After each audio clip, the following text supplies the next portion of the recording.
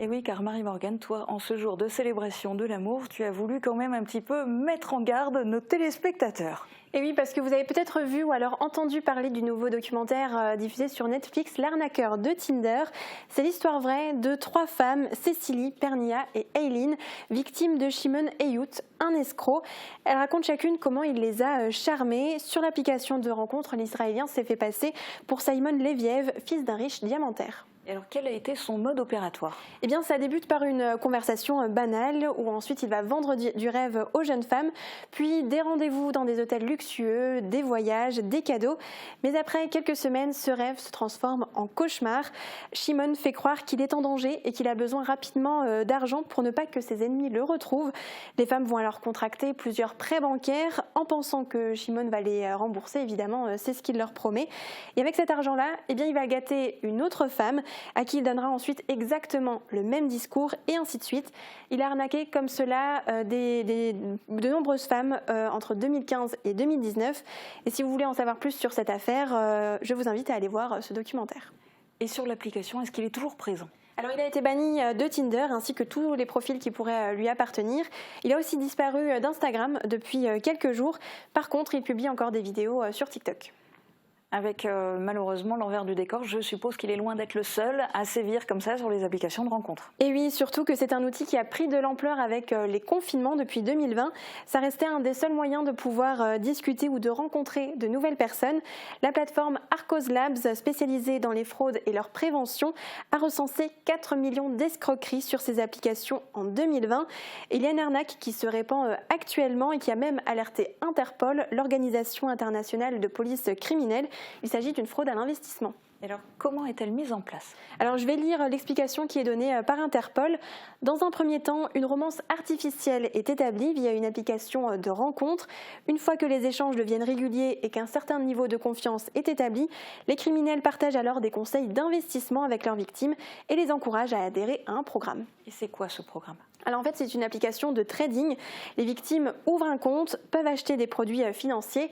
On leur fait croire qu'elles pourront avoir un retour sur investissement très avantageux. Et un beau jour, eh bien, tout l'argent disparaît en même temps que ce fameux ami et c'est déjà trop tard. Alors quand on est à la recherche d'une rencontre, que ce soit sur des applis ou de manière générale sur Internet, quels sont tes conseils pour ne pas tomber comme ça dans des pièges, pour ne pas se faire avoir? Bien, il y en a plusieurs. Comme toujours sur les réseaux sociaux, je l'ai déjà dit, il faut redoubler de vigilance. Méfiez-vous si la conversation avec une nouvelle connaissance dévie rapidement sur une demande d'argent. Aussi, ne partagez jamais vos données bancaires, votre adresse, ni même votre nom complet à une personne que vous venez tout juste de rencontrer sur une appli ou sur un site de rencontre. Faites attention si on vous pose beaucoup de questions très personnelles sur vous. Ce sont des informations que la personne pourra utiliser pour vous manipuler. Souvent, les arnaqueurs vont utiliser une photo de profil séduisante pour attirer l'attention de leurs potentielles victimes. Si vous avez un doute, vous pouvez effectuer une recherche inversée d'images sur Google. Ça vous permettra de savoir si la photo a déjà été utilisée sur un autre site. Et puis faites une petite vérification en tapant son nom sur Internet et sur les réseaux sociaux pour vérifier bien qu'il existe vraiment. Soyez aussi très vigilants si vous envoyez des photos dénudées, par exemple. Si vous avez affaire à un escroc, il pourrait les utiliser pour ensuite vous menacer. Et si vous décidez de voir une personne rencontrée sur une application ou sur un site, avertissez vos proches et donnez-leur l'adresse du rendez-vous. Et si jamais vous êtes victime d'une escroquerie ou d'une cyberfraude, signalez-le immédiatement à l'application sur le site en même temps qu'aux autorités. Mais rassure-moi et rassure en particulier tous ceux qui sont à la recherche comme ça sur des applications et sur Internet. Il n'y a quand même pas que des arnaqueurs sur le web. Bien sûr que non, et heureusement, il n'y a évidemment pas que des mauvaises personnes sur le web, loin de là. Et puis de nombreux couples se sont formés aussi grâce à ces plateformes.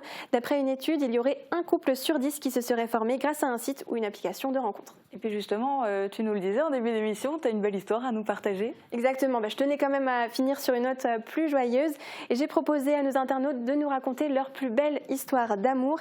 Il y a un témoignage qui m'a particulièrement touchée, c'est l'histoire d'Aurore. Elle a rencontré son mari Laurent il y a maintenant 14 ans en discothèque en Allemagne. Alors ils avaient chacun de leur côté craqué l'un sur l'autre, mais sans oser faire le premier pas.